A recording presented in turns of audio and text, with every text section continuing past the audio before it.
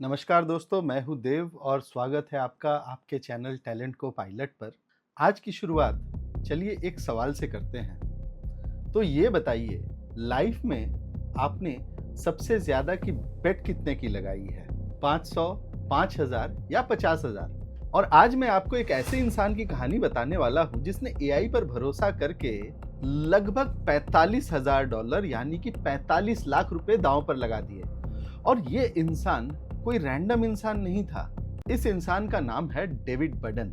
David बडन deep mind में director of engineering रह चुके हैं। आपकी जानकारी के लिए बता दूं कि डीप माइंड वही कंपनी है जिसे गूगल ने एक्वायर किया और आज की तारीख में वो एआई रिसर्च की दुनिया में फ्रंटियर लैब्स में गिनी जाती है।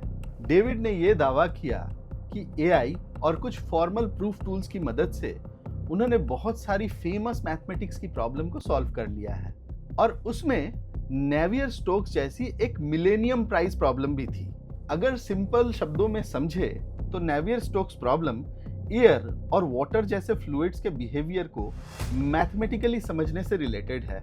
ये कोई नॉर्मल स्कूल वाली मैथ्स प्रॉब्लम नहीं है और ये क्ले मैथमेटिक्स इंस्टीट्यूट की मिलेनियम प्राइज प्रॉब्लम्स में से एक है। इसका मतलब जो इसे ऑफिशियली सॉल्व करेगा उसे $1 मिलियन तक का प्राइज मिल सकता है।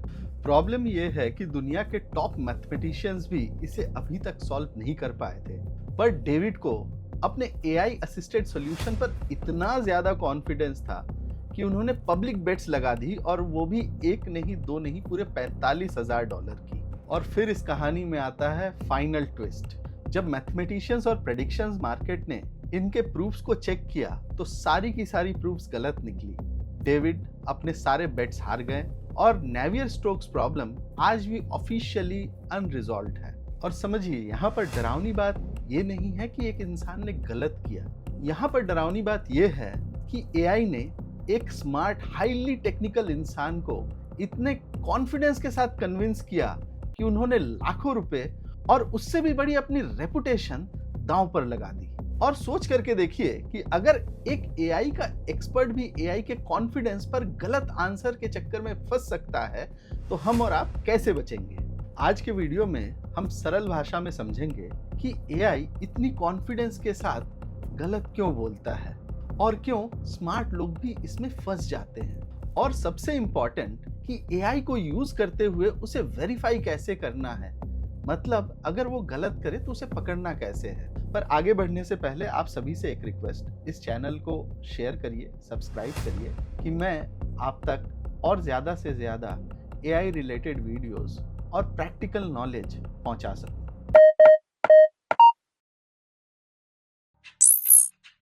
डेविड बडन के केस में फाइनली बात ये निकल करके सामने आई कि उनका एआई असिस्टेड प्रूफ असली हार्ड प्रॉब्लम की जगह उसका एक सिंपल और आसान वर्जन सॉल्व कर रहा था। मतलब आप इसको ऐसे समझिए कि आपके पास एक एग्जाम में पूरा क्वेश्चन पेपर आया और आपने एआई को उसे सॉल्व करने को दिया और एआई ने उस पूरे क्वेश्चन पेपर को सॉल्व करने की जगह उसका सबसे आसान क्वेश्चन सॉल्व कर लिया और वापस आकर वो आपको बोलता है कि साहब मैंने पूरा क्वेश्चन पेपर सॉल्व कर दिया। अब अगर आंसर बहुत क्लीन, बहुत मैथमेटिकल और बहुत कॉन्फिडेंट टोन में लिखा हो तो दिमाग को लगता है कि हाँ ये सही होगा। और यही एआई का ट्रैप है। देखिए, एआई अक्सर झूठ बोलने की कोशिश नहीं करता। ये कोई इंसान नहीं है और उसके पास ये इंटेंशन नहीं होता। वो ये नहीं सोचता कि चलो मैं आज किसी को बेवकूफ बनाऊंगा, बल्कि प्रॉब्लम कुछ और है। एआई का काम होता है आपके प्रॉम्प्ट या इंस्ट्रक्शंस के बेसिस पर सबसे कन्विंसिंग नेक्स्ट आंसर बनाना। और जब आप उसे अपनी डायरेक्शन दिखाते हो तो बहुत बार वो आपकी डायरेक्शन को चैलेंज नहीं करता, वो उसे पॉलिश करके देता है। जैसे कि आपने उससे पूछा कि मेरा आइडिया सही है ना, तो एआई 10 में से 9 बार ये बोलेगा कि हाँ ये काफ़ी स्ट्रॉन्ग आइडिया है, बस थोड़ा सा इम्प्रूव कर सकते हैं। आपने कहा कि मेरा सोल्यूशन करेक्ट लग रहा है, एआई डिटेल एक्सप्लेनेशन बना देगा कि आपका सोल्यूशन करेक्ट क्यों लग रहा है।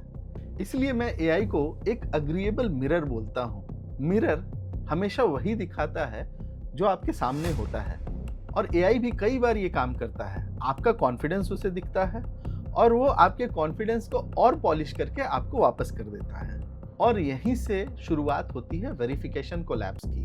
वेरिफिकेशन कोलैप्स का मतलब होता है कि आंसर इतना फ्लुएंट, स्ट्रक्चर्ड और कॉन्फिडेंट हो कि आप उसे चेक करना बंद कर दें। आपको लगता है कि रीजनिंग फ्लुएंट है तो आंसर एक्यूरेट होगा, लेकिन आपको ये समझना होगा कि फ्लुएंसी और एक्यूरेसी अलग अलग चीजें हैं। देखिए, यूं तो कोई भी इंसान कॉन्फिडेंटली गलत बोल सकता है और एआई भी कॉन्फिडेंटली गलत बोल सकता है, पर यहाँ पर डिफरेंस ये है कि एआई की गलती ज्यादा पॉलिश्ड होती है, क्योंकि एआई का आंसर सिर्फ इंफॉर्मेशन नहीं होता बल्कि एक फ्लुएंट रैशनल होता है। मतलब एक ऐसा एक्सप्लेनेशन जो फ्लो में लॉजिक के साथ, कॉन्फिडेंस के साथ लिखा होता है। और जब एक्सप्लेनेशन फ्लुएंट होता है तो हमें लगता है कि आंसर भी करेक्ट होगा। तो एआई को गुरु या सर्वे सर्वा समझने की गलती मत करिए, बल्कि एआई को एक स्मार्ट इंटर्न की तरह समझिए जो बहुत फास्ट है, हेल्पफुल हो सकता है, इंप्रेसिव हो सकता है, पर आउटपुट की फाइनल रिस्पॉन्सिबिलिटी आपके खुद की है। और दिक्कत सबसे बड़ी ये आती है कि एआई के वो आंसर्स प्रॉब्लमेटिक नहीं है जो ऑब्वियसली गलत होते हैं और गलत दिखते हैं। उनको इंसानी आंखें, इंसानी दिमाग तुरंत पकड़ सकता है, बल्कि प्रॉब्लमेटिक या सबसे डेंजरस वो आंसर्स होते हैं जो गलत होते हुए भी सही जैसे दिखते हैं। तो इसका फाइनल मतलब क्या हुआ? क्या हम एआई यूज करना बंद कर दें? बिल्कुल नहीं, बल्कि इसका उल्टा, एआई को अग्रेसिवली यूज कीजिए पर ब्लाइंडली ट्रस्ट मत कीजिए।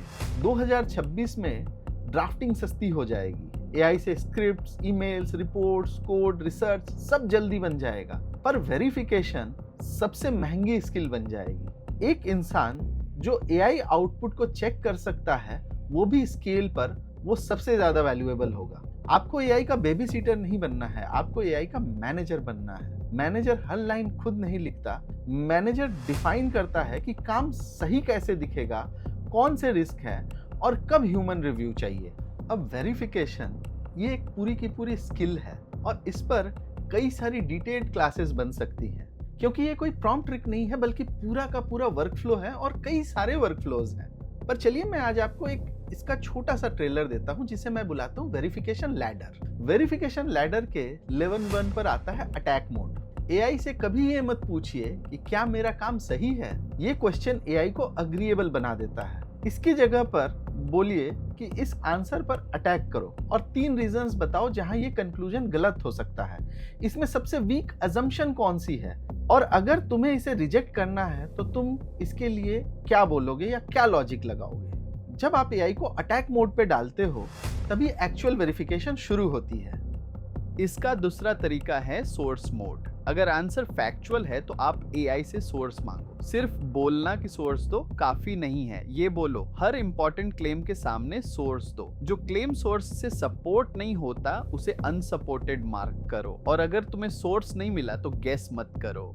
Research, news, medical, legal, finance, career advice, इन सब में सोर्स मोड कंपलसरी होना चाहिए। एआई का कॉन्फिडेंस आपके लिए सोर्स नहीं होना चाहिए, एआई की एक्सप्लेनेशन आपके लिए प्रूफ नहीं होनी चाहिए।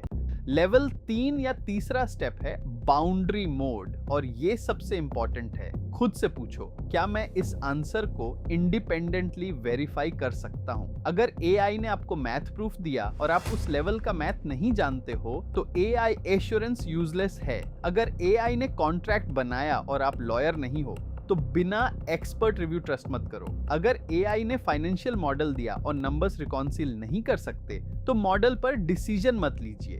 रूल सिंपल है, जहां आपकी वेरिफिकेशन कैपेसिटी खत्म होती है वहां एआई की कॉन्फिडेंस भी खत्म समझो। चलिए अब इसका चौथा तरीका समझते हैं जो है एविडेंस कॉन्ट्रैक्ट। एआई को टास्क देने से पहले ये डिफाइन करिए कि प्रूफ कैसा दिखेगा। फॉर एग्जाम्पल, एक आंसर को करेक्ट मानने के लिए मुझे चाहिए एक क्लियर कंक्लूजन, 2 सपोर्टिंग सोर्सेज, एक काउंटर आर्ग्यूमेंट। ये भी बताओ कि कौन सी बात अनसर्टेन है और क्या चीज ह्यूमन एक्सपर्ट को चेक करनी चाहिए। जब आप एविडेंस कॉन्ट्रैक्ट को पहले डिफाइन करते हैं तो एआई सिर्फ इंप्रेसिव आंसर नहीं देता, वो उस आंसर को चेकेबल बनाता है। और जो फाइनल और सबसे एडवांस पार्ट है उसे हम कहते हैं जज लेयर। हालांकि ये एक एडवांस पार्ट है और इस पर अलग से एक पूरी वीडियो बन सकती है, पर यहाँ आपको थोड़े से शॉर्ट में समझाता हूँ। सीरियस वर्कफ्लोज में एक ही एआई को क्रिएटर और जज दोनों मत बनाइए। एक एआई ड्राफ्ट करे तो दूसरा एआई या दूसरा रूब्रिक उसे चेक करे और हाई रिस्क केस में एक ह्यूमन फाइनल अप्रूवल दे। यही जज लेयर है। सॉफ्टवेयर में टेस्ट्स होते हैं, फिनेंस में रिकंसिलेशन होता है, लीगल में रिव्यू होता है, मेडिकल में सेकंड ओपिनियन होता है।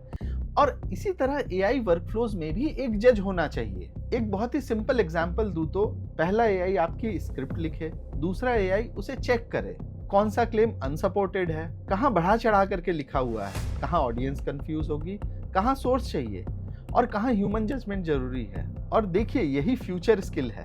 एआई से आउटपुट बनाना एक बेसिक स्किल है, पर एआई से आउटपुट को वेरीफाई करवाना एक पावर स्किल है। तो दोस्तों, अगली बार जब एआई आपको बड़े कॉन्फिडेंस के साथ आंसर दे तो हमेशा ये याद रखिए कि कॉन्फिडेंस का मतलब करेक्टनेस नहीं होता और फ्लुएंट एक्सप्लेनेशन का मतलब प्रूफ नहीं होता। डेविड बर्डन जैसे एक स्मार्ट इंसान ने भी एआई असिस्टेड प्रूफ पर बेट्स लगा दी। आप अपने marks, career, reputation, business decision या लीगल रिस्क की बेट्स मत लगाइए। एआई को अग्रेसिवली यूज कीजिए, लेकिन अपना ह्यूमन जजमेंट स्विच ऑफ मत करिए। और अगर कभी आपको ये लगे कि आप और एआई मिलकर कुछ ऐसा कर रहे हैं या देख रहे हैं या लिख रहे हैं जो किसी और को समझ में नहीं आ रहा, तो एक सेकंड रुकना। हो सकता है कि वो एक जीनियस इंसाइट हो, लेकिन ये भी हो सकता है कि वो सिर्फ एक वेरिफिकेशन लूप हो। इसीलिए एक सिंपल रूल याद रखिए, trust AI but verify it. और अगर एआई ने आपको भी कभी पूरे कॉन्फिडेंस के साथ गलत आंसर दिया है तो अपनी कहानी कमेंट सेक्शन में शेयर करिए। मिलते हैं अगली वीडियो में। Bye bye.